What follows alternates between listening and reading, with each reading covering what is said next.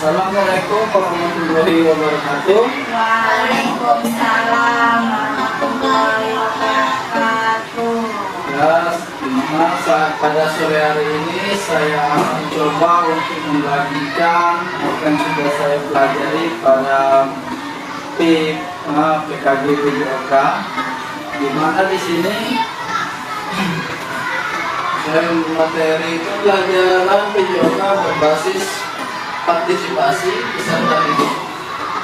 Di sini saya ada beberapa slide yang saya bacakan dulu.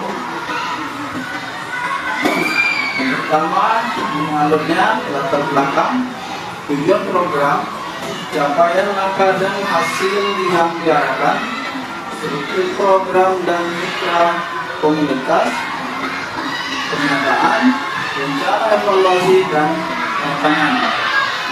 Nah, ini merupakan langkah-langkah yang saya ambil dalam melakukan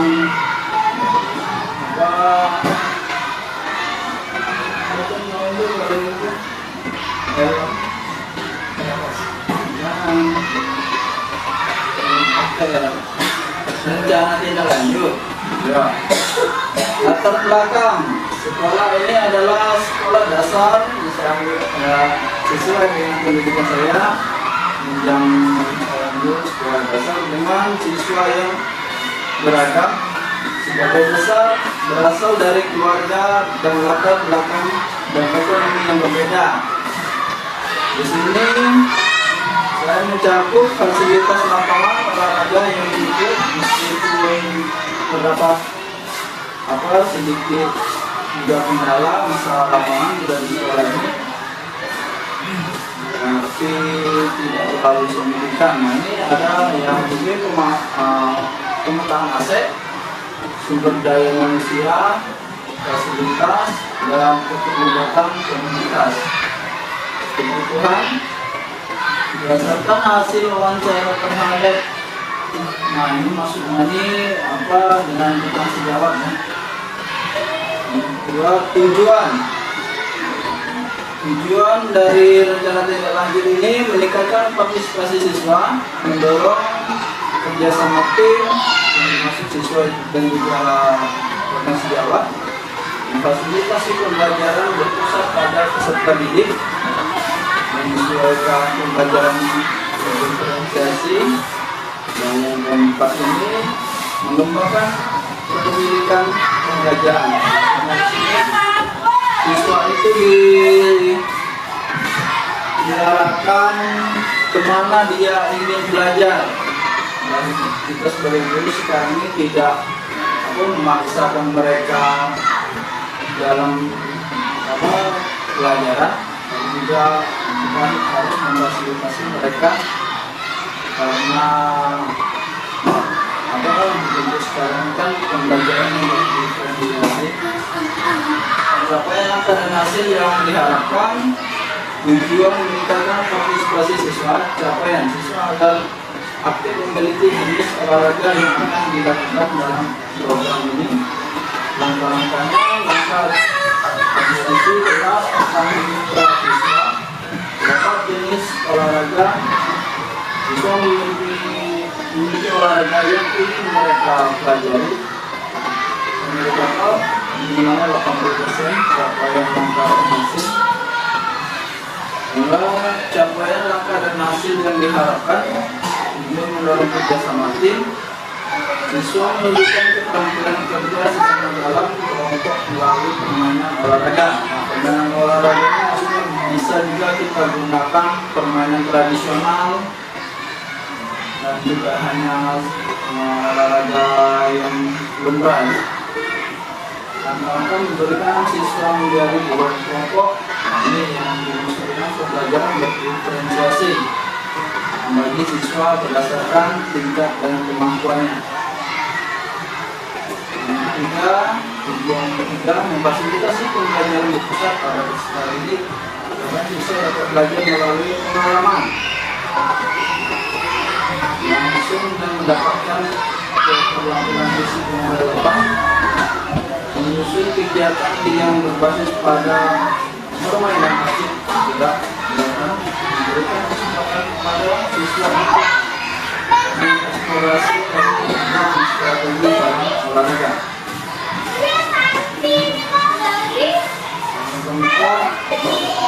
Mengembangkan keterampilan pembelajaran siswa, capaian siswa merasa memiliki tanggung jawab atas hasil pembelajaran mereka. Muncul proyek pembelajaran di mana siswa berperan dalam merancang kegiatan olahraga. Jadi seluruh program siswa dalam komunitas belajar. Nah, struktur dan siswa dalam komunitas belajar skala program kegiatan. Program ini akan dilaksanakan di kelas 4. Saya akan melakukan program ini pada kelas 4 dengan total siswa 30 siswa. Program ini merupakan kegiatan kurikuler yang akan dilaksanakan selama 1 minggu dengan 2 sesi. Kegiatan olahraga yang akan dibeda yaitu bola voli ini dan sepak bola ini. Waktu yang saya akan lakukan selama 1 minggu. Dan tempatnya kita masukkan di lapangan sekolah. Dan saya harapkan kolaborasi dengan guru maupun orang tua siswa.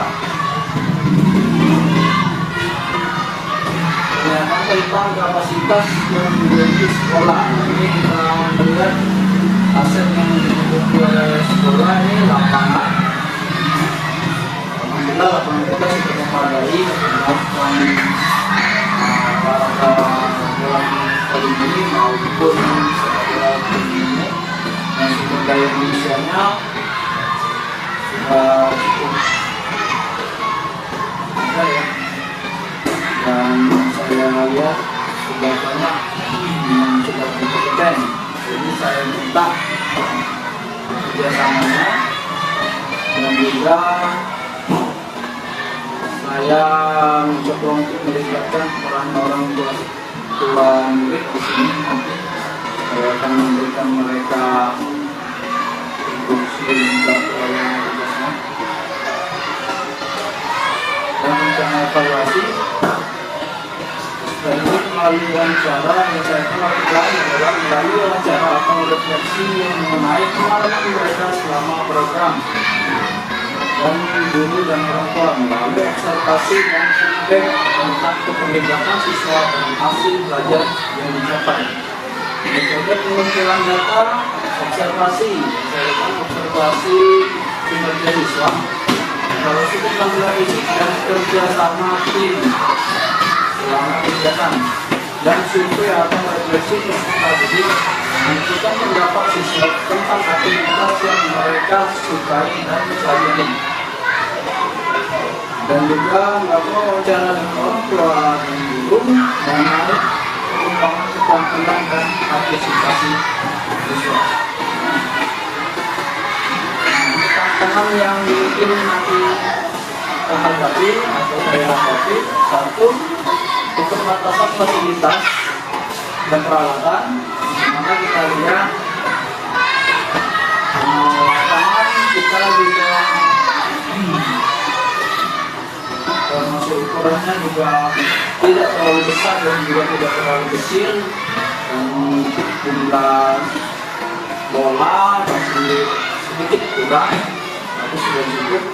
Dan waktu, nah dimana dilihat pada saat musim hujan ini mungkin menjadi tantangan, dimana mungkin pada saat akan pelaksanaan kegiatan tersebut atau pada hujan atau apa, dan kurangnya partisipasi orang tua ini akan saya tekankan kepada orang tua untuk mendorong anaknya dalam mengikuti kegiatan ini. Nah, itulah tadi yang saya coba akan lakukan, saya terapkan di SDN 27 Talang Kelapa Mungkin bila ada kata dan ucapan yang berat saya mohon maaf. Hasil materi yang saya presentasikan pada siang hari ini, apakah ada hal yang masih mengganjal dan ingin ditanyakan oleh rekan-rekan guru?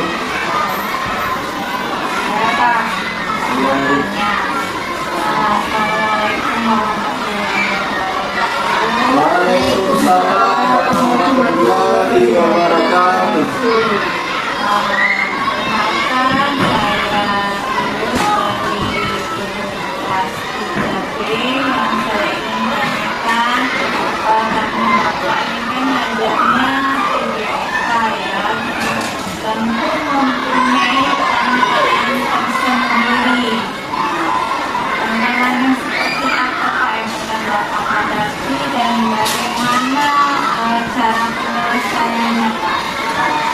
Terima kasih untuk saudari Yus. Bebas, saya coba akan menjawab untuk pertanyaan tadi. Sebagai guru PJOK yang menjadi tantangan selama ini, sebelum saya mengikuti PKG, dulu pada saat mengajarkan materi itu siswa yang bisa, kemampuannya mahir, sedang dan tidak mahir itu biasanya ikut serta dalam satu materi, misalkan contoh passing bawah. Jadi yang tidak bisa itu masih ikut passing bawah, sedangkan mereka tadi kan tidak bisa. Nah, dengan saya mengikuti PKG ini, saya mendapatkan pelajaran dan ilmu baru tentang di mana peserta didik itu merupakan individu dan karakter yang berbeda, dan mereka mempunyai kecepatan dan kemampuan berbeda saat belajar. Nah, jadi dulu kan yang tidak bisa ya digabung dengan yang bisa juga digabung dengan yang tidak bisa, jadi mereka kurang antusias kan. Yang lebih baik lagi, yang bisa kita kasih materi yang lebih sulit, dan yang tidak bisa tadi kemampuannya yang kurang mahir, kita berikan materi yang disesuaikan dengan kemampuan mereka.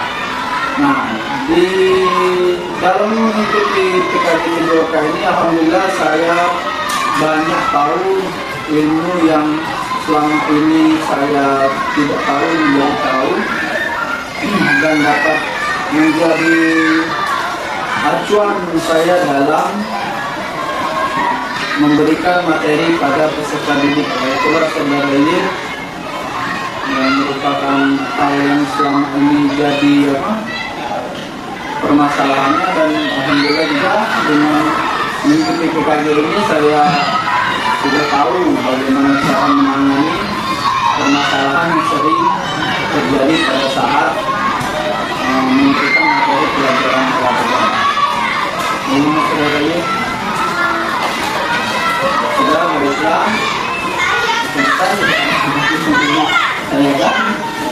saya tutup ya. Saya Irina Wabillahi Taufiq wal Hidayah. Assalamualaikum warahmatullahi wabarakatuh.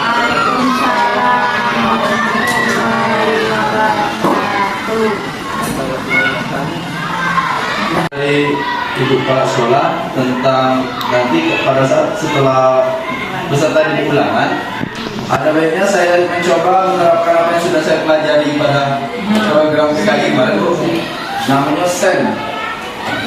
SEM itu SEM, Support Education Model. Jadi di situ nanti kita buat pertandingan, tapi melibatkan murid semua, dari wasit, pemain, jadi mereka itu terlibat semua.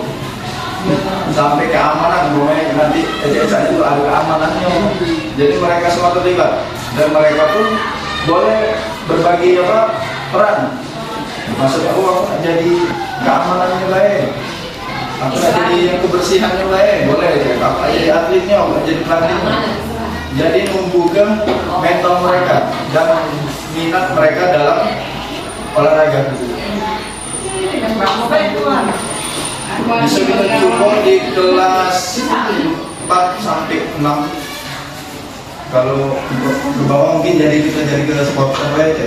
Oh, nanti semalaman. Ya, jadi mereka bangun dulu. Jadi ada cuma itu saran dari saya. Kalau mau masukan lain, ya boleh. Dan itu saja yang saya akhiri dong, boleh